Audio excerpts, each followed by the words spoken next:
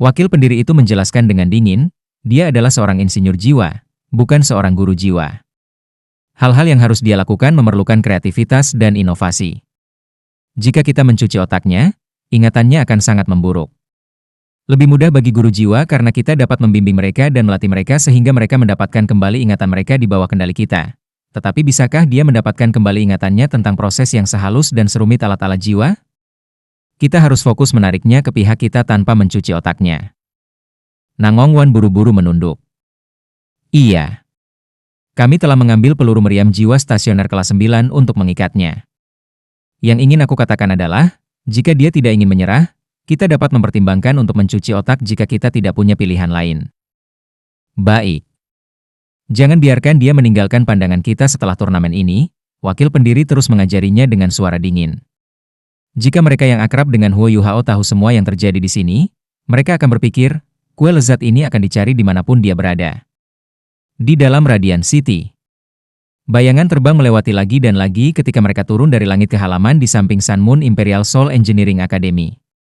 Masalah di istana kerajaan telah diselesaikan, sehingga insinyur jiwa tingkat tinggi yang bertanggung jawab untuk menjaga gudang penting bergegas kembali secepat mungkin. Mereka menjaga tempat yang penting secara strategis, dan mereka akan berada dalam masalah besar jika sesuatu terjadi. Ada 8 insinyur jiwa tingkat tinggi yang berjaga di sini. Pemimpin mereka adalah seorang lelaki tua yang tinggi, tetapi sedikit kurus. Matanya terbenam jauh ke dalam rongganya, dan kulitnya sangat hitam. Dia tampak seperti berbagi darah yang sama dengan keluarga kerajaan. Tentu saja, sejak ayah Sutianran yang juga Kaisar Sun Moon saat ini merebut tahta, warna kulit hitam keluarga kerajaan tradisional telah terus-menerus diencerkan oleh keluarga kerajaan saat ini. Orang ini dilahirkan dalam keluarga kerajaan sebelumnya. Namun, dia adalah salah satu dari mereka yang memberontak melawan tahta bertahun-tahun yang lalu, dan dia sangat dipercaya oleh Kaisar Sun Moon Empire saat ini. Namun, dia tidak mendukung Sutianran, meskipun Sutianran telah bekerja keras untuk mencoba membawanya ke sisinya. Nama pria ini adalah Su Guozhong, tapi dia tidak loyal sama sekali.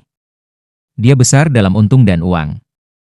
Dia telah membantu Kaisar saat ini merebut tahta bertahun-tahun yang lalu, dan mendapatkan obat-obatan yang banyak dan yang lainnya sebagai gantinya, yang merupakan cara dia mencapai peringkat kultivasi saat ini.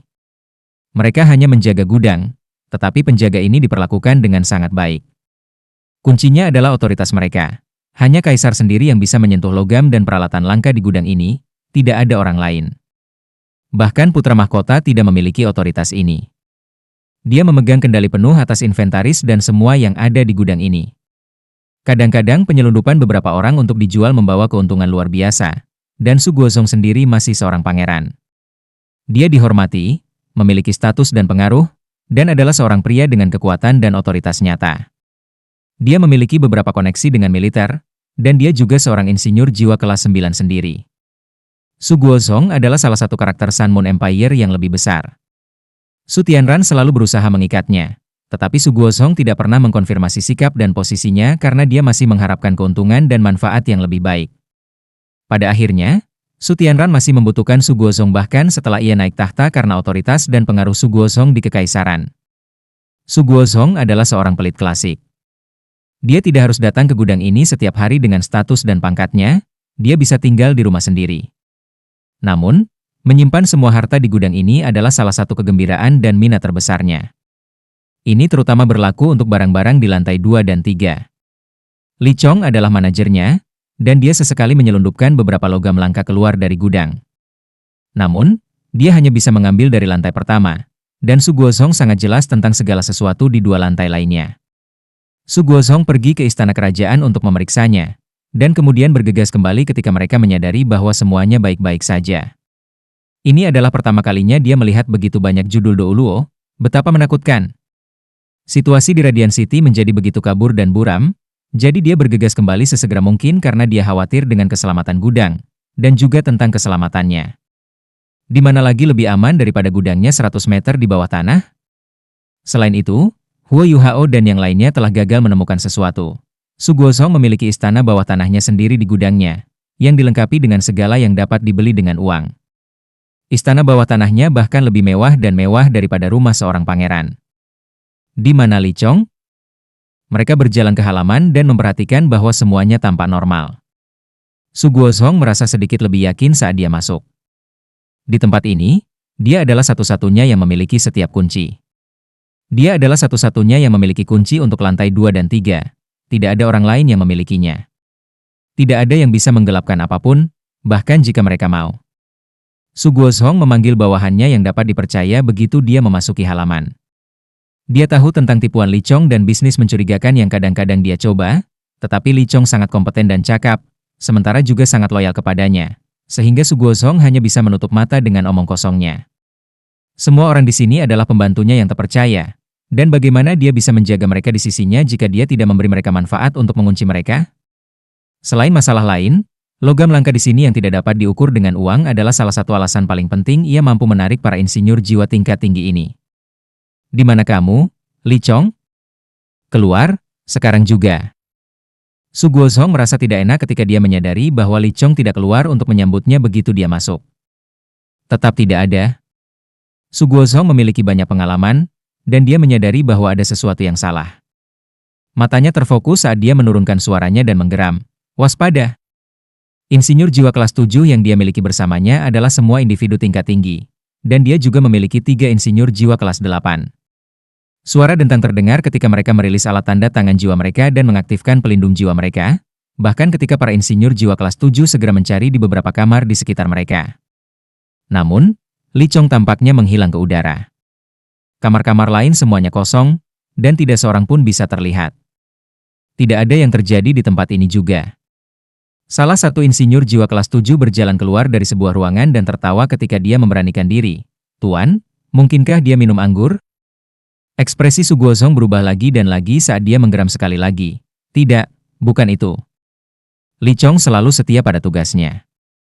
Bagaimana dia berani melangkah keluar dengan semua yang terjadi di luar sebelum ini? Cepat, mari kita periksa gudang. Dia mengaktifkan pelindung jiwanya saat dia berbicara, dan menyerbu ke ruang tengah. Dia membuka lemari pakaian dan mengetuk kode sandi ketika mereka melanjutkan ke lift yang menuju ke gudang. Lift dengan cepat muncul, dan semuanya tampak normal. Su Guozhong membawa bawahan tingkat tinggi ke lift. Seorang insinyur jiwa kelas 7 mengetuk dinding elevator dengan ritmis dan akrab. Mereka akan turun di lift ketika bergerak, dan kehilangan gravitasi yang kuat menghantam mereka di saat berikutnya. Idiot! Apa yang kamu lakukan? Su Guozhong marah.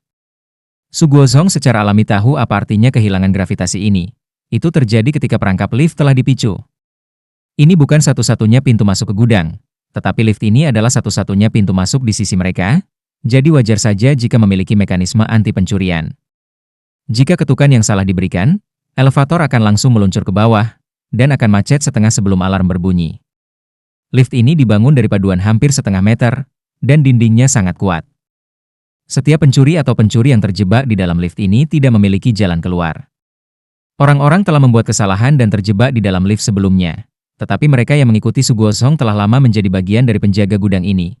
Namun mereka masih membuat kesalahan, lebih jauh lagi, ini adalah waktu yang sulit. Bagaimana mungkin dia tidak marah?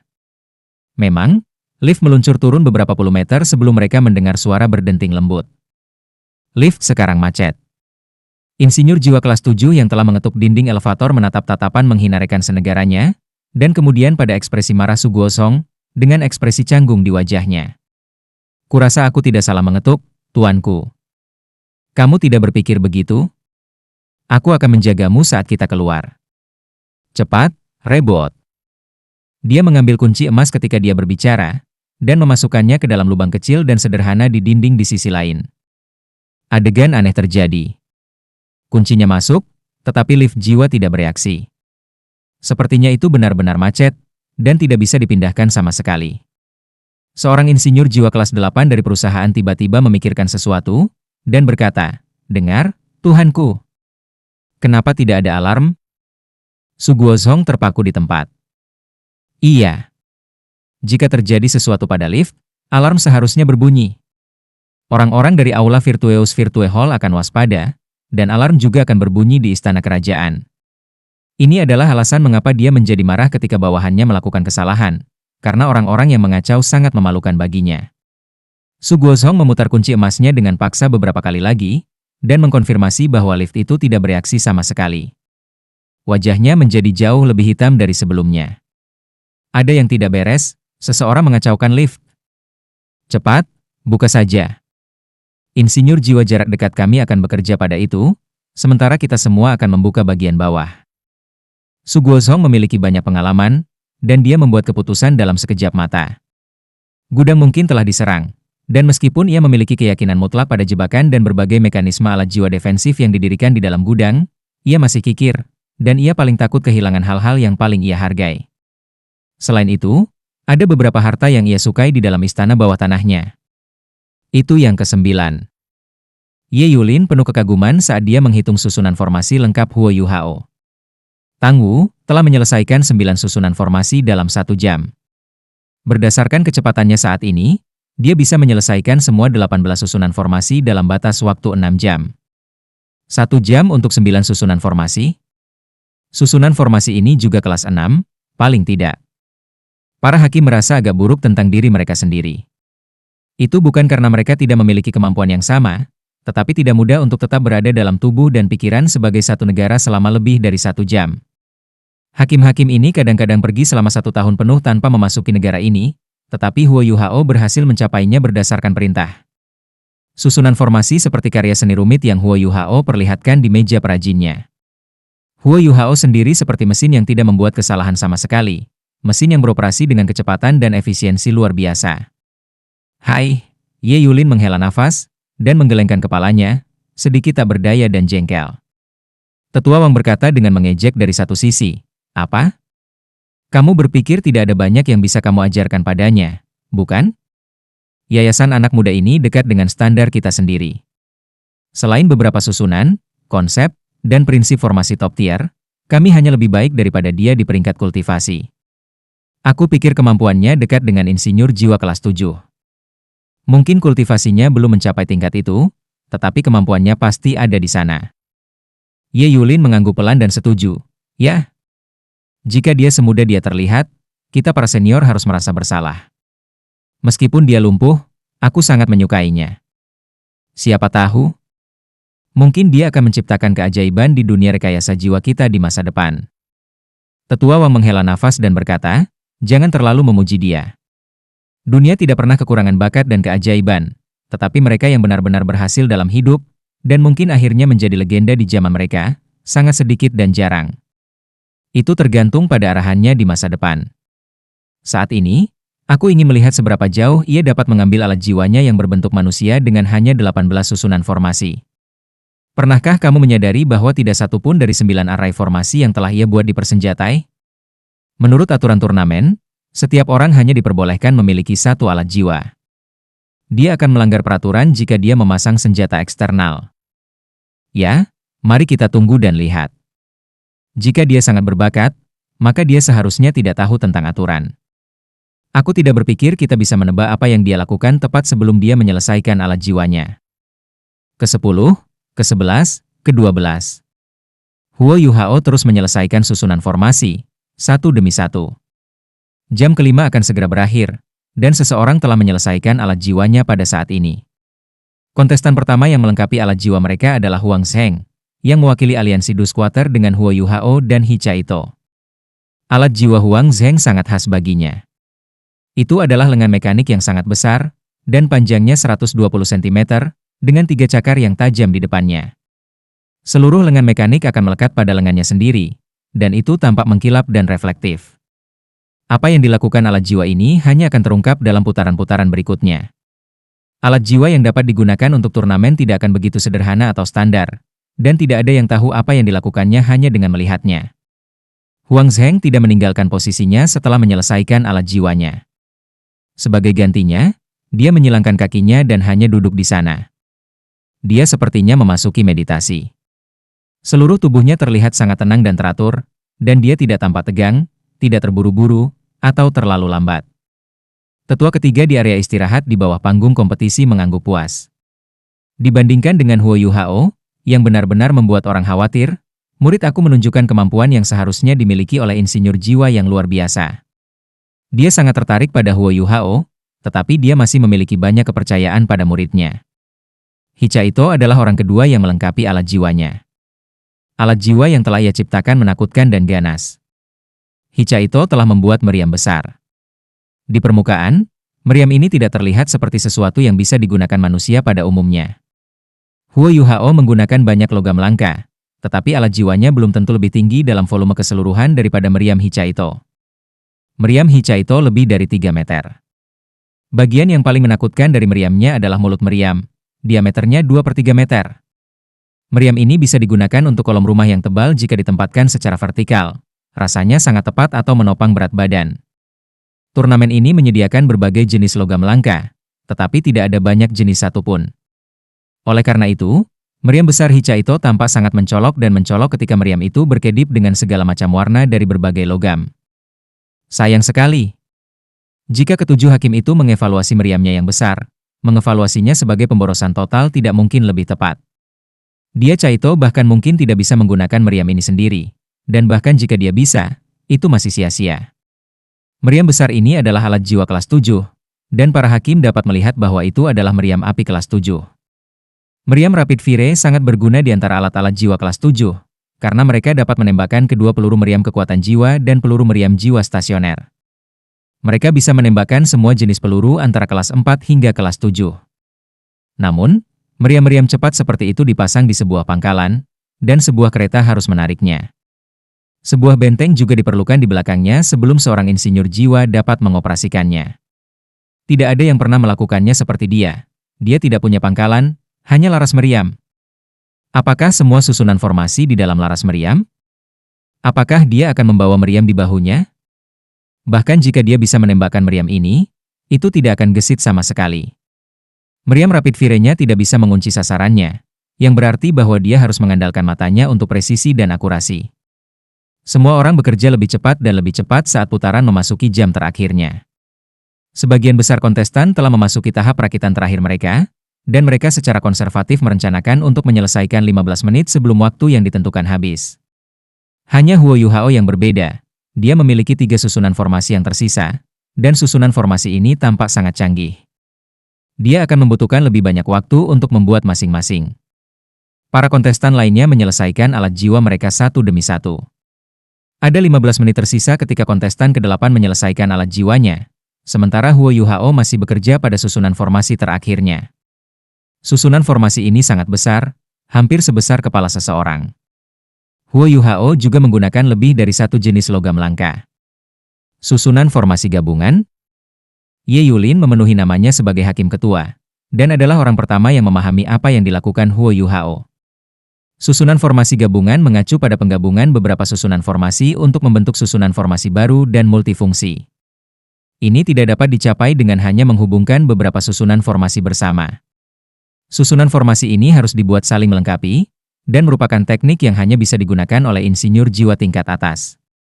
Tidak heran dia membutuhkan waktu lama untuk susunan formasi terakhirnya. Dia mungkin menggabungkan 3 susunan formasi yang berbeda. Apakah dia punya cukup waktu? Ye Yulin menatap jam pasir, ada sedikit yang tersisa. 1 jam adalah waktu yang sangat singkat ketika membuat alat jiwa. Tetua Wang berbisik, haruskah kita memperpanjang waktu? Ye Yulin menggelengkan kepalanya dan berkata, apakah itu penting bahwa dia mengklaim kejuaraan? Kami akan membiarkan dia menyelesaikan produknya bahkan jika jam pasir habis sebelum dia melengkapi alat jiwanya. Dia bisa menjadi nomor 1 di hati kita, dan itu sudah cukup. Beritahu para kontestan yang telah menyelesaikan alat jiwa mereka bahwa mereka tidak diizinkan membuat suara, dan mereka tidak dapat mengganggunya. Kalau tidak, mereka akan dihukum. Mulut tetua Wang miring ketika dia berkata, kamu sangat bias. Ye Yulin mendengus dingin dan berkata, aku selalu percaya bahwa melindungi yang lemah adalah suatu kebajikan. Tetua Wang tertawa terbahak-bahak dan berkata, kebajikan yang luar biasa. Baiklah, aku akan pergi. 8 kontestan lainnya dengan cepat menerima pemberitahuan bahwa mereka harus menunggu di tempat masing-masing, dan mereka tidak diizinkan mengganggu Huo Yuhao bahkan jika waktu habis. Dahi Huo Yuhao dipenuhi dengan butiran keringat. Dia tahu bahwa dia berpacu melawan waktu, sementara seluruh hati dan jiwanya ada dalam produksinya, dan rohnya telah dinaikkan ke tingkat setinggi mungkin. Huo Yuhao bahkan merasa bahwa kekuatan spiritual yang sangat besar yang telah dia konsentrasikan dalam kondisinya saat ini secara halus mempengaruhi dan mengubah laut spiritualnya, ke titik di mana laut spiritualnya mengalami semacam sublimasi. Pada saat ini, Permaisuri es, Sky Dream Iceworm, dan permaisuri salju semuanya sangat pendiam di laut spiritualnya. Mereka takut membuat suara tunggal akan mengganggu atau menginterupsi dia. Huo Yuhao beruntung berada dalam kondisi saat ini. Dia telah memisahkan rohnya hari ini, dan avatar rohaninya telah menghabiskan waktu yang sangat lama di luar tubuhnya. Sebagian besar master jiwa bahkan tidak berani untuk mencoba sesuatu seperti ini, karena insinyur jiwa yang khas tidak memiliki 1 juta jiwa-jiwa seperti Sky Dream Iceworm di dalam lautan spiritual mereka yang melindungi asal spiritual mereka. Satu kesalahan bisa menyebabkan semangat mereka hancur berkeping-keping. Namun, percobaan Huo Yuhao berhasil. Selain itu, avatar rohaninya telah kembali tepat waktu pada saat yang genting, dan rohnya diintegrasikan kembali sementara kekuatan spiritualnya menyatu kembali ke tubuhnya.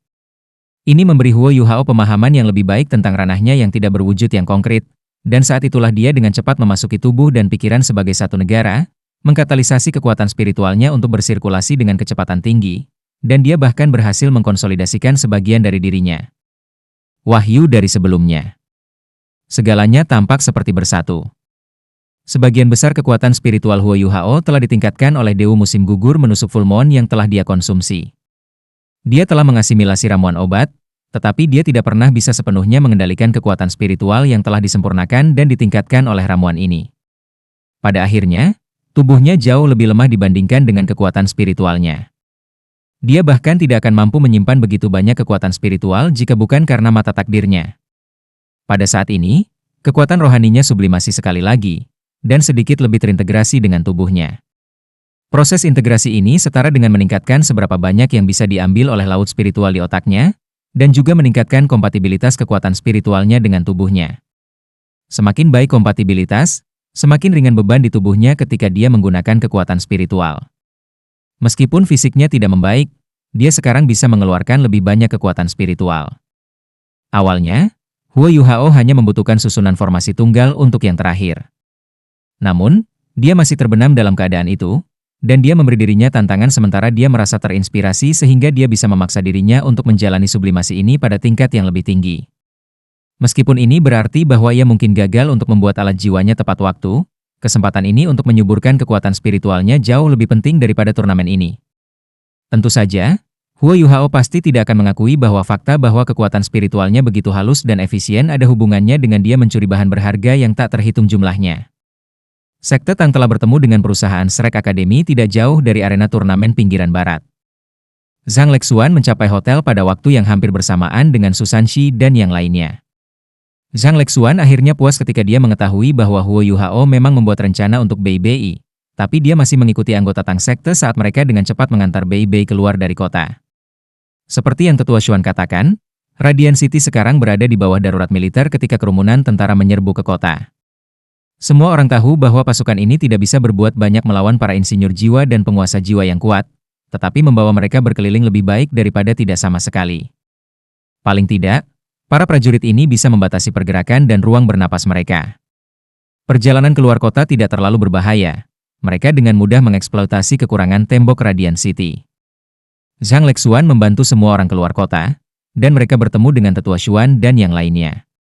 Huo Yuhao sudah memberitahu semua orang sebelumnya bahwa ada banyak master roh jahat yang kuat di arena turnamen. Karena itu, Tetua Xuan mengatur agar semua orang beristirahat di sebuah hutan kecil beberapa kilometer jauhnya. Tetua Xuan secara pribadi memulai beberapa tugas pengintaian, karena sulit bagi kebanyakan orang untuk menemukannya dengan kemampuannya. Bocah ini mulai terlihat seperti prajurit tertinggi. Tetua Xuan berpikir dalam hati menyetujui, ketika dia menyaksikan Huo Yuhao di panggung kompetisi dari jauh, masih bekerja keras. Huo Yuhao telah memberikan kontribusi besar kali ini, dan Tetua Xuan dapat membatalkan hukuman Huo Yuhao dari terakhir kali ketika mereka kembali ke akademi. Sayang sekali Dubushi dan yang lainnya tidak bisa diandalkan. Kalau tidak, kita mungkin akan mendapatkan lebih banyak jika aku membimbing mereka di sini. Mata Tetua Xuan mengalir dengan permusuhan dan pembunuhan saat dia terus berpikir. Jika dia bisa mengepung dan melenyapkan 3 organisasi bawah tanah, orang-orang gereja Roh Kudus, dan hakim insinyur jiwa itu, dampaknya terhadap Kekaisaran Sanmun mungkin akan sebanding dengan membunuh Sutianran. Tetapi Tetua Xuan sadar bahwa itu hanyalah sebuah fantasi. Ada 5 master jiwa jahat yang juga diberi gelar Douluo di sana, bersama dengan beberapa insinyur jiwa kelas 9 lainnya. Ada terlalu banyak individu yang sangat kuat di sana, Dan orang-orang Akademi Shrek yang saat ini ada di sini tidak akan muncul tanpa cedera bahkan jika mereka bisa mengalahkan kelompok ini. Selanjutnya, pertempuran besar seperti itu membutuhkan waktu. Sementara Kekaisaran Sun Moon jelas tahu bahwa Tetua Xuan dan yang lainnya sedang menuju ke sisi barat. Jelas bahwa Kekaisaran Matahari Bulan dipersiapkan. Sun Moon Divine Needle yang melayang di langit membuat seseorang bahkan sekuat Tetua Xuan merasa sangat terancam. Untungnya, Huo Yuhao telah memberitahu mereka tepat waktu, dan Wang Dong'er dan yang lainnya memberitahu perusahaan Shrek Academy bahwa wakil pendiri Gereja Roh Kudus dan beberapa tetua ada di sana. Jika tidak, Tetua Xuan mungkin akan memimpin semua orang untuk melakukan penyergapan. Mereka telah dipisahkan dari sekte tubuh pada saat ini, dan jika musuh dan bala bantuan musuh mereka berhasil mengelilingi dan menjebak mereka, Akademi pasti akan mengalami kerugian besar. Tetua Xuan menimbang pro dan kontra, dan memilih untuk menahannya pada akhirnya. Tujuannya sekarang adalah sederhana. Dia ingin memastikan bahwa Huo Yuhao dan Hichaito kembali dengan selamat. Operasi mereka akan dianggap selesai begitu itu terjadi. Setelah itu, mereka harus menunggu dan melihat kejutan yang menyenangkan dari sinyal hijau Huo Yuhao. Barel meriam yang telah menonjol dari struktur di dalam istana kerajaan Sun Moon semuanya telah ditarik kembali, sementara pembersihan dan perbaikan dilakukan dengan sangat sempurna. Su Tianran masih berdiri di tumpukan puing-puing yang menjadi ruang kerjanya, sementara pendiri Gereja Roh Kudus dan Jing Hongchen berdiri di kedua sisinya. Tuan-tuan roh jahat semuanya lenyap, tidak ada yang tahu di mana mereka menghilang. Kaisar Naga Douluo juga tidak terlihat. Seorang pelayan yang mengenakan jubah prajurit emas berlari ke Jing Hongchen dan membisikkan sesuatu di telinganya. Jing Hongchen mengangguk dan berjalan ke Su Tianran. Yang mulia, sisi utara, timur, dan selatan telah ditempatkan pada siaga tertinggi, dan masing-masing meriam stasioner kelas 9 masing-masing telah ditetapkan dengan benar. Mereka akan langsung disambar oleh senjata terkuat kita jika mereka berani menerobos dari salah satu sisi itu. Menurut laporan pengintai kami, mereka berpisah beberapa waktu lalu. Kelompok yang dipimpin Akademi Shrek pergi ke sisi barat, sedangkan Body Sect, Heavenly Soul Empire, Star Luo Empire dan yang lainnya memasuki rumah Viscount menuju ke timur. Mereka belum melakukan apa-apa setelah memasuki Menshan. Mereka tampaknya bersembunyi dan menunggu kesempatan. Bersembunyi? Su Tianran sedikit mengernyit saat matanya terpejam. Minta seseorang untuk memantau mereka sedekat mungkin. Kita harus memaksa mereka untuk memilih sisi barat, dan aku tidak berpikir mereka hanya bersembunyi. Jika mereka telah terpisah dari kelompok Akademi Shrek, maka mereka pasti tidak akan menerobos dari sisi barat. Imperial Tutor, bisakah kamu mengirim beberapa orang dari sisimu ke sana? Baik. Pendiri Gereja Roh Kudus mengangguk dan berbalik ketika dia menghilang ke dalam kegelapan. Tidak butuh waktu lama sebelum dia kembali. Aku sudah mengirim beberapa orang. Tanpa orang-orang Akademi Shrek, mereka harus membayar harga berdarah jika mereka ingin memaksa jalan keluar dengan orang-orang yang aku kirim dan Legiun Insinyur Jiwa Kekaisaran bekerja bersama. Mengapa kamu tidak membiarkan kami melepaskan semua yang kami miliki ketika mereka ada di sini sebelum ini, Yang Mulia? Jika kami bertarung dengan kekuatan penuh kami dan jika kamu juga berpartisipasi, kami mungkin bisa mengalahkan lebih dari setengah dari seluruh perusahaan mereka. Mata Su Tianran berubah sedikit ketika dia tersenyum dan berkata, kami berada di dalam ibu kota kekaisaran, dan kami juga berada di dalam istana kekaisaran kota Radiant. Jika kita melawan mereka dengan kekuatan penuh kita akan membuat mereka membayar harga berdarah, tentu saja. Tapi kita sendiri juga akan mengalami kerugian besar. Selain itu, mereka memiliki begitu banyak judul Douluo, dan jika mereka mengabaikan aturan yang tak terucapkan dan menyerang kota, seluruh kota akan diboroskan. Bagaimana aku menjelaskannya kepada warga negara aku jika itu terjadi?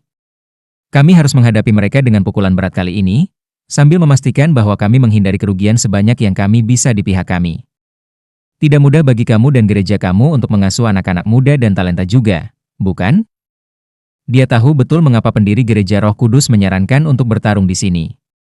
Pria itu tidak peduli tentang kematian dan kehancuran, dan kematian begitu banyak warga sebenarnya sangat bermanfaat bagi tuan jiwa jahat. Su Tianran ingin seluruh dunia turun ke dalam kekacauan, tetapi bagaimana dia bisa membiarkan Gereja Roh Kudus melakukan sesuatu seperti itu di sini?